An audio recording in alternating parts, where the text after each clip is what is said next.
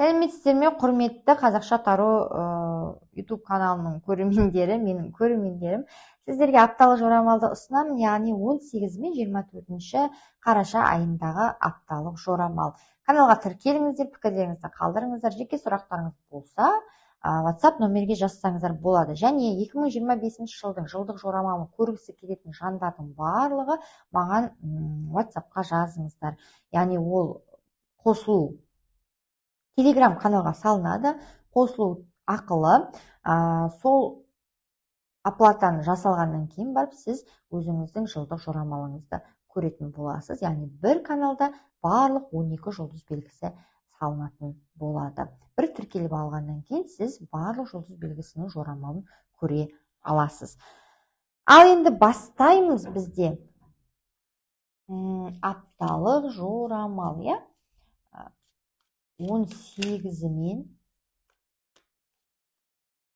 24 қараша. Бірінші бізде тоқты жұлдыз белгісі. Тоқты жұлдыз белгісінің картасы. Қараңыздар, вообще сіздерде жалпы апта жаман өтпейді. Жаман өтпейді. Дегенмен де сізде бір нәрседен сіз қиналып тұрсыз. Әлде болмаса сізге ақша керек болып тұр ма, әлде болмаса біреудің эмоциональды көмегі керек болып тұр ма, көбінесе материальный дүние, яғни біреудің кеңес бергенін қалап тұрсыз ба, қолдау көрсеткенін қалап тұрсыз ба, сондай жағдайда тұрсыз. Дегенмен беріліп тұр көмек, сырттан көмек беріліп тұр, но сіз сол көмекті нақты сіз көмек бергенін қалайтын адам сізге көмектесіп тұрған жоқ та, ал мүлдем қаламайтын адам көмектесіп тұруы мүмкін. Сондықтан сіз ол адамнан көмекті алғыңыз келіп тұрған жоқ. Мысалы, сіздің қарыздарыңыз бар, соны жабу үшін сіз не істеп тұрсыз? Сіз біреуден ақша сұраудасыз, бірақ ол адам бермей, басқа адам сізге беремін деп тұруы мүмкін. Бірақ сіз оны қаламайсыз, себебі ол адам сізге ұнамайды. Карта негізі жақсы, карта жақсы. Материалды көмек, спонсор болады біреулер сізге, активный боласыз, барлығы сіздің қолыңызда. Сіз ол адамды қабылдайсыз ба, ол адамның көмегін қабылдамайсыз ба, ол сізге байланысты. Жан-жақтан көмек келеді сізге керек кезде, денсаулығыңыз да жақсы болады.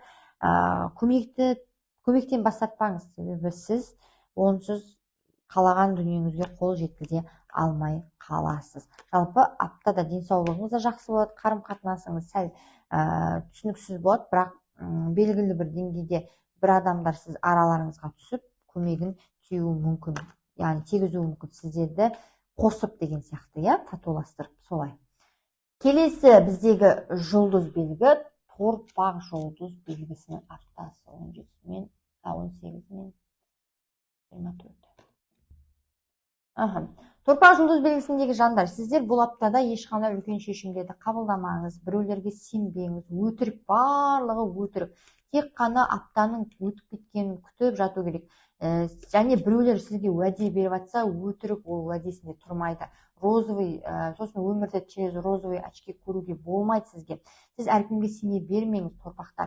Бірақ енді қараңыз, торпақтар жалпы ондай адамға бірден сенетін адам емес, барлығын тұжырымдап неғылатын адам, но все равно сіздердің ең күшті нелеріңіз, тұстарыңыз, ол сіздердің туысқан жақындарыңыз ең қатты, және ол әлсіз тұстарыңыз да солар болып табылады. Сол себепті мүмкін балаңызға сеніп қаласыз, ал ол балаңыз кейін тағы да сіздің көңіліңізді қалдыруы мүмкін.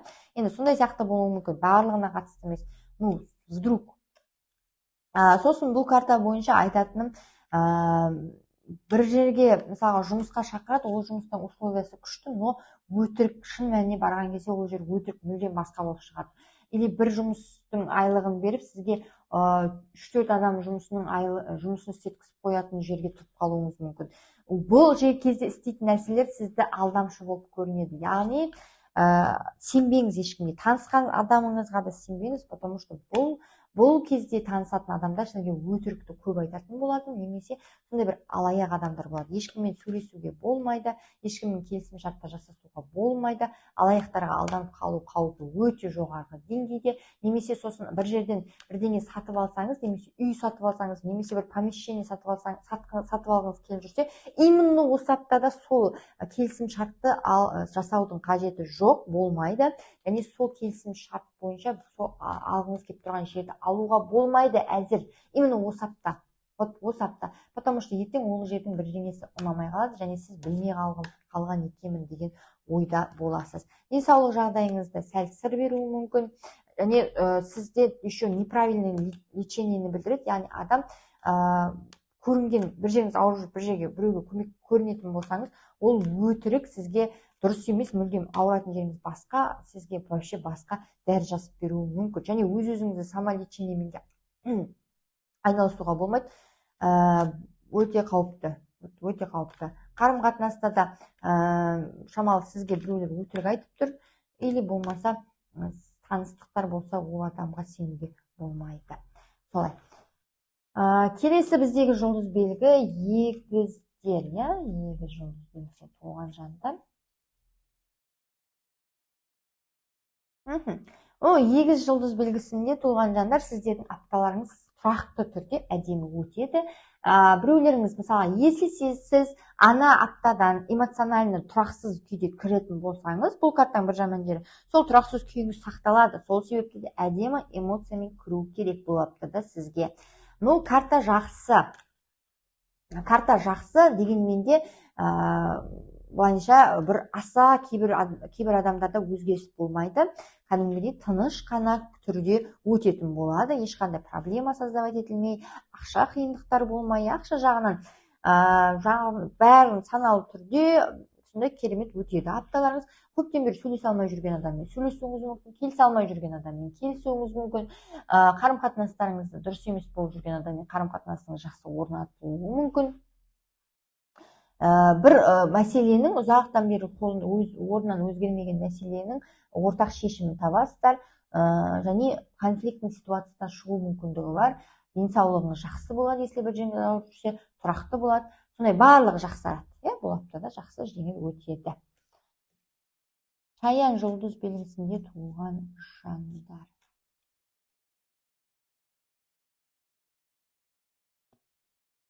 Ал енді қараңыз, бұл карта вообще сізді білдіреді, или болмаса сізге қатысты бір еркек. Если сіз еркек болсаңыз да, әйел болсаңыз да, сізде эмоция өте тұрақсыз, агрессивный адамдарды қырып жойып, жолыңыздан барлығын қопаратын жағдайда жүресіз. Ешкімнің сөзін көтермейсіз, ешкіммен сіз сөйлескіңіз келмейді, ешкіммен келісім жасауға ниетті емессіз, барлығын жолыңыздағын бар қыласыз, жоқ қыласыз. Жалпы шаян жұлдыз белгісіне туылған жандардың негізінде эмоциясы сондай. Олар четко сөйлейді, но қатты сөйлеген кейде тіпті біреудің көңілін қалдырғанын өздері байқамайды қалады. Но все равно шамалы жан-жағыңызға қарап қойыңыз, жан-жағыңызға адамдардың көңіліне қарап қойыңыз. Өте қатты мінезде болып жүресіз, бірақ әрекетіңіз жаман болмайды. Или болмаса бұл сізге қарсы ер адам. Қарсы болғанда тіпті бұл сіздің күйеуіңіз болуы мүмкін, яғни екеулеріңіз бір ортақ шешімге келе алмай жүресіз. Мысалға, үйдің обойын өзгерткіңіз келеді, сіз былай қылып, ол адам былай қылып өзгерткісі келеді, или болмаса бір нәрсені істегіңіз келеді сіздің, оның істегісі келмейді, әзір керек жоқ деп сізді ойыңызды өзгерткісі келіп тұр. Сондай сияқты нәрселер де болуы мүмкін. Или болмаса бұл қарым-қатынасқа байланысты болатын болса, екінші жартыңыз сізге келе ма деп ойласаңыз, жоқ, бұл адамның келетін ойы да жоқ, ниеті де жоқ, тіпті ниеті болған күннің өзінде де үміті мүлдем жоқ. Яғни екеуміз бірге бола алмаймыз деген ойда тұр. Именно осы неде настрой, яғни сізге қарап тұрған жоқ, сіз жаққа тіпті қарап тұрған жоқ бұл аптадағы көңіл күйі. Және агрессивный болуы мүмкін, немесе бір адаммен конфликтке түсіп қаласыз, сіз еркекпен ба, денсаулығыңызда сыр беруі мүмкін, денсаулығыңызға мән беріңіз, күтініп ұстаныңыз, өзіңізді салқын тигізіп алмаңыз, және жолда абай болыңыз. Сондай-ақ айтатыным, бұл жерде тағы да резко өзгерістер болуы мүмкін. Яғни сіз конфликтке түсіп кетуіңіз мүмкін да, шешіміңізді, өміріңізді тіпті қатты өзгертіп жіберу қаупі бар, иә. Өзіңізге өзіңіз зиян келтіріп алып жүрмеңіз. Шамалы күтіңіз, бұл аптада вообще үлкен шешімдер қабылдауға немесе біреумен ұрысуға болмайды. Үндемей, иә деңіз де жүре беру керек. Келесі біздегі жұлдыз белгі ол арыстан.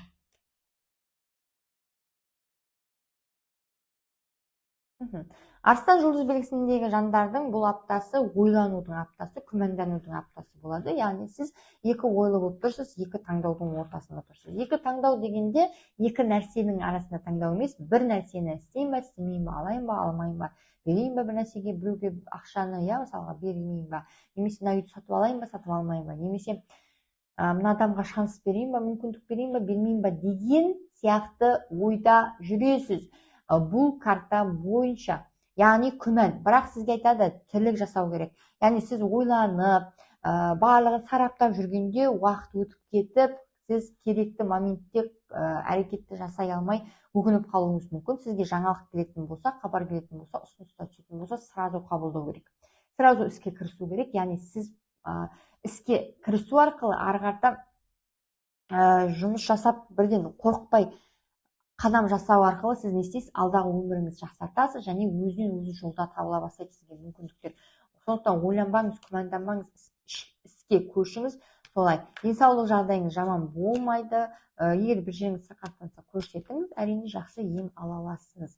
Қарым қатынаста да шамалы күмән бар, сіз ол адамға толықтай сене алмай тұрсыз ба, немесе ол адаммен бірге бола алмай тұрсыз ба, бір ойлар сізге кедергі болып тұрған бұл. Сондай нәрсе болуы мүмкін. Бұл аптада сондай бір ойлану, күмәндану, күту деген жағдайда жүресіз. Сондай бейкештер.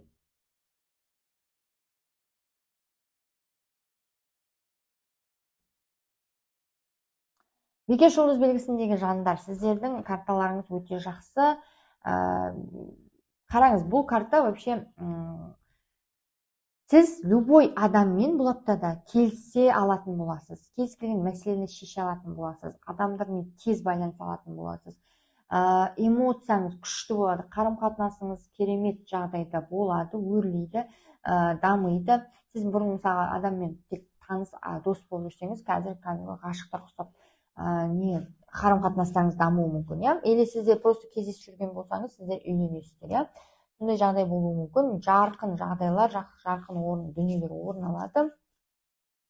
Жаңа мүмкіндіктер, жағдайыңыздың жақсаруы, материалдық жағдайыңыздың, денсаулық жағдайыңыздың, эмоциялық жағдайларыңыздың жақсы болып, көңіл күйіңіздің көтерілуін білдіреді. Денсаулығыңызда да жақсы динамика орын алады. Яғни егер бір жеріңіз ауырып жүрсе, түзелу, жақсару бар. Шығармашылықпен айналысатын адамдар үшін өте керемет ай, өзінің жаңа керемет апта, және өзінің ісімен айналысатын адамдар да шабыттанып, жаңа дүниелерді шығарып, сондай жақсы дүниелер болады.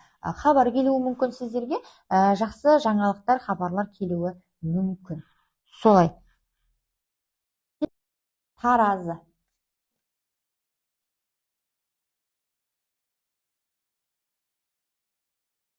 Ойбай. Таразы жұлдыз белгісіндегі жандар, жалпы карталарыңыз жақсы, но все равно сізді сынайды, иә, сізді балқытып, тартып өзіне сондай болып тұр. Мысалға, сіздің қолыңыз жетпей жүрген зат, қолыңыз жетпей жүрген адам, қолыңыз жетпей жүрген бір мәселе, орын, яғни сізді қатты осы аптада еліктіретін болады. Сіз тіпті соның жолында қателіктер жасаудан қорықпай қателіктер жасауыңыз мүмкін. Таңдау тұрады сізде. Таңдау, мынаны таңдайын ба, ананы таңдайын ба. Яғни екі адамның арасында таңдау болады, екі жұмыстың ортасында таңдау болады. Немесе екі қала, мысалы, сіз мына қалаға көшейін ба, или мына қалаға көшейін ба, немесе мына үйге көшейін ба, или мына үйге көшейін ба, или көшпей-ақ қояйын ба деген ойда жүресіз. Егер көшпей-ақ қояйын ба десеңіз, иә, бұл аптада көшуге болмайды, бұл аптада үлкен шешімдер қабылдауға болмайды, потому что сіз эмоцияның жетегінде қабылдайтын боласыз да, кейін бүкіл эмоцияның жұмысына, яғни өзіңізді контролировать етіп басқыңыз келіп тұр, сабырға шақырып, иә, но все равно эмоционально сіздің состояниеңіз басып кетіп тұр ақылыңызда.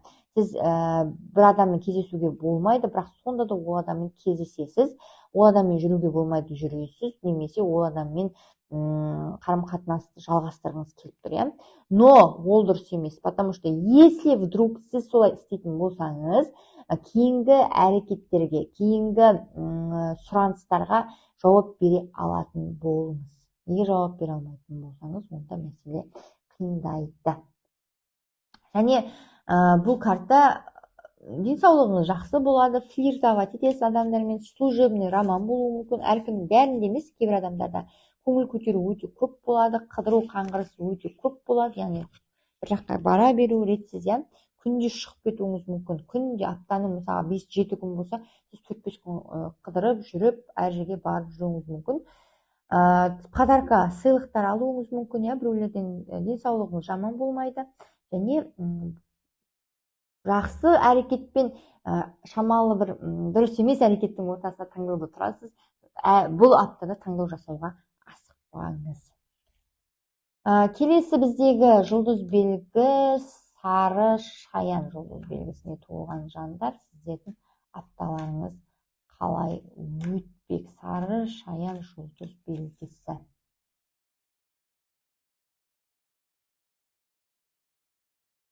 Сары шаян жұлдыз белгісі, сіздердің карталарыңыз өте жақсы.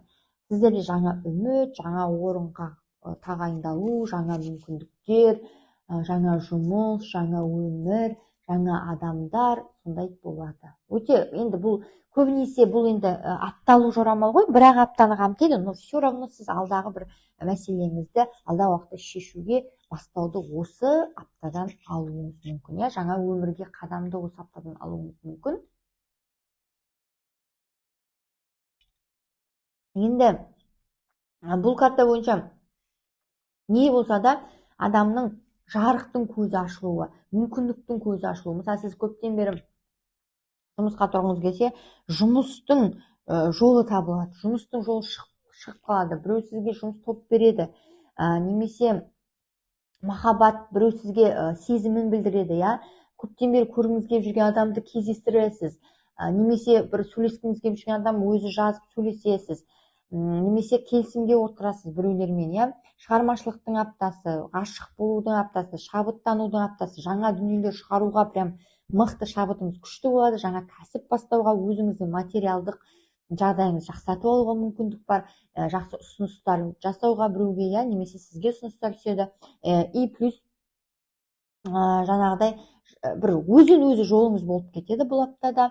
Денсаулығыңыз жақсы, если бір жеріңіз ауырса жазылу бар, біреумен ұрысып қалсаңыз достасу бар, айырылысып кетсеңіз қайтадан кездесіп достасу бар, иә. Мүмкіндік беріледі сізге бақытты болуға, және жаңалық келеді, сізге бір хабар келеді, сол хабар сізді қуантатын болады. Ақша жағы да бәрі жақсы. Мергендер.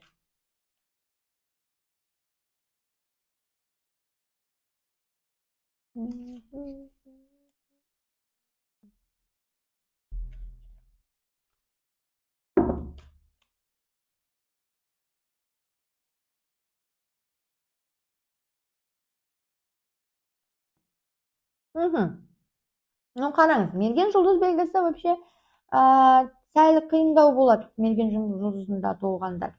Сіздер несі қиындау болатынын айтайын ба? Сіз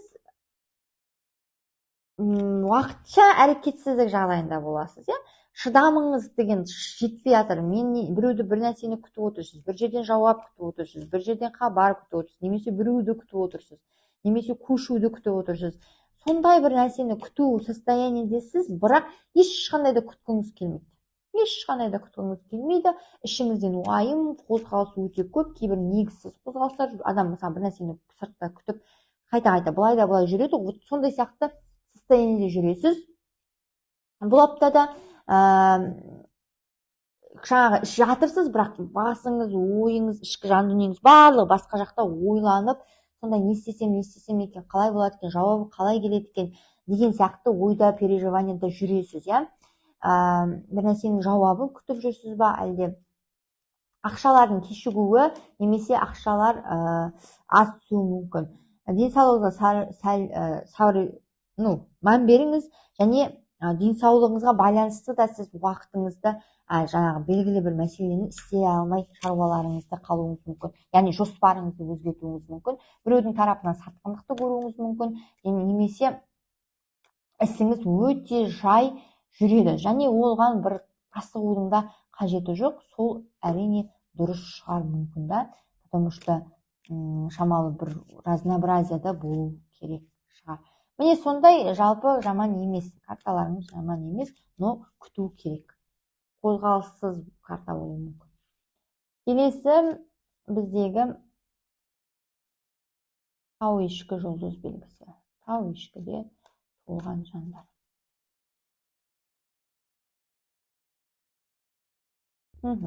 Енді карта жаман деп айта алмаймын, бірақ сізде бір нәрсе бастау болады. Или сіз өміріңізді жаңадан бастайсыз ба, әлде бір жерде қызметке тағайындаласыз ба, әлде болмаса жаңа бастамалардың или қарым-қатынас бастайсыз, бәрі жаңа өмір, жаңа өзіңіз, бұл апта енді кішкентай ғана уақыт қой, но все равно мүмкін бір нәрселерді бастап кетесіз. Бір апта, мысалы, біреу үшін үлкен уақыт, біреулер үшін кішкентай, аз ғана уақыт. Сол себепті өмірлеріңізге, өзіңізге байланысты. Но карта негізі жақсы. Негізі карта жақсы. Мүмкін бұрын істемеген іспен айналысу, немесе мүмкін бұрын отырмаған қызметке отыру, бәрінің қайтадан басталу, қарым-қатынастан кету де болуы мүмкін, біреулерде, немесе жаңа қарым-қатынас бастау. Қозғалыстың аптасы болады. Жылдам өзгерістер орын алуы мүмкін өміріңізде. Және жағдайдың тез өзгеру, мүлдем бұрын жасап көрмеген іспен айналысуыңыз мүмкін. Орын ауыстыру қозғалыстар болуы мүмкін. Сіз или қызметіңіз ауыстырасыз, или жұмысыңыз ауыстырасыз, или қалаңыз ауыстырасыз, немесе белгілі бір жерде уақытша тұра тұру керек болады, тұрғылықты жер бойынша. Қуанышты жағдайлар күтеді сізді, күтпеген жерден тез өзгерістер болады. Ұлыңыз немесе қызыңыз сізді үйленем деуі мүмкін, немесе екінші жарысымен сізді таныстыруы мүмкін. Өте жақсы хабарлар келеді. Ақымақтыққа салынуға болмайды, бір жасаған қателік жасауға болмайды. Қатты сене бермеңіз ешкімге, адамдарға немесе ұсыныстарға. Шамалы кедергілер бар жолыңызда, но все равно сіз егер ақылды болатын болсаңыз, пысық болатын болсаңыз, және бір жасаған қателікті екінші жасамай, бір сатқындық жасаған адамға екінші мүмкіндік бермей, ол адамды жоқ қылатын болсаңыз өміріңізден, онда, или жұмыста өзіңізді бағаламайтын жұмыстан кететін болсаңыз, онда, пожалуйста, керемет не. Или тіпті условияларыңызды өзіңіз қоюыңыз мүмкін, сізді мысалы бір жұмысқа шақырса, сіз немесе тағайындап жатса бір қызметке, өзіңіздің шарттарыңызды қойсаңыз болады. Яғни үндемей қалмау керек, тез шешім қабылдауға болмайды, ойланып шешім қабылдаңыз. Келесі біздегі жұлдыз белгі, ол су құйғыш жұлдыз белгісі.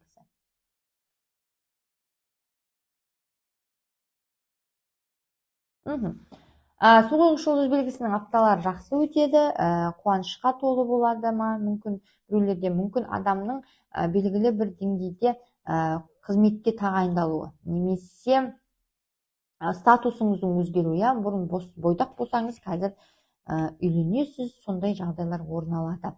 Сосын бұл ер адамды білдіреді. Сізге бір ер адам көмектеседі, сол адам сізге қолдау беретін болады, бір көмек керек болатын болса, бір мәселелер бойынша, сондай мен ойлап жүрген адамдар болса, көмек келеді, бұл әйел емес, еркекті білдіреді, яғни саналы сізден үлкен ер адам болады, ол адам сізге сол адамнан көмек алу керек. Если сіз ешкімге проблемаңыз айтпай жүрсеңіз, айтуыңыз керек, сол адамға алдына баруыңыз керек. Мүмкін ол сіздің әкеңіз, мүмкін бастығыңыз, қолыңызға билікте, және билікпен қатар күш-жігеріңіз де пайда болады. Жақсы. Барлығына үлгеру, даму, денсаулығыңыз жақсы, және ұлды болу немесе ұл көтеру мүмкіндігіңіз бар. Балықтардың өмірі қалай болады?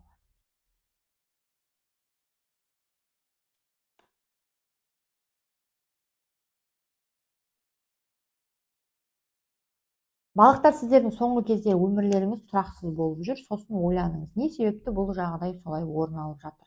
Мүмкін менен кеткен қателік бар шығар, мүмкін мен бір нәрсені дұрыс істемедім шығар деген ойда болу керек сізге. Потому что енді қараңыз, бұл карта адамның көзі жұмылып, не істерін білмей, ары қарата қалай өмірін жоспарлайтынын білмей күйзелісте отыруын білдіреді.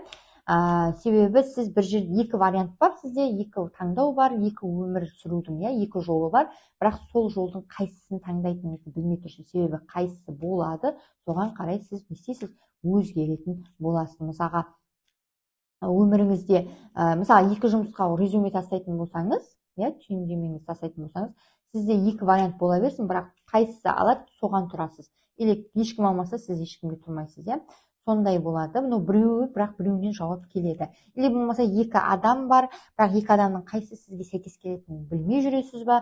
Вот сондай сияқты ойда жүрсіз. Немесе бұрынғы адамыңызды ұмыта алмай жүрсіз, бірақ жаңа қарым-қатынасты уже бастап қойдыңыз, енді қандай состояниеде жүруіңізді білмей тұрсыз. Вот сондай сияқты жағдайда жүресіз. Ақша жағынан шамалы қысылулар, қиындықтар болуы мүмкін, немесе резко өзгерістер болуы мүмкін, денсаулығыңызда да, ақшада да, немесе ақша кешігеді, не аз түседі, не сондай жағдай орын алады белгілі бір дүниелерге.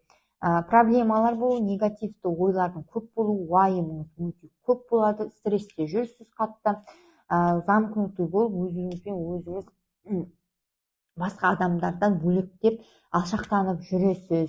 Уайымдау симптомынан сіз не істейсіз? Қатты қобалжып, өзіңізді эмоционально ұстай алмайтындай состояниеде жүресіз, және күйзеліс болады мықты. Сосын ешкіммен сөйлескіңіз келмейді, сондай жағдайда жүру бар. Міне осындай сіздердің нелеріңіз, жорамалдарыңыз. Міндетті түрде тіркеліңіздер каналға, және әр жұлдыз белгі өзінің жұлдыз белгісінің жорамалын, 25 жылдық жорамалын көргісі келетін болса, маған жазса болады, ақылы әрине. Сөйтіп мен не істеймін, оплатасы жасалғаннан кейін Telegram каналға қосатын боламын. Келесі кездескенше сау болыңыздар.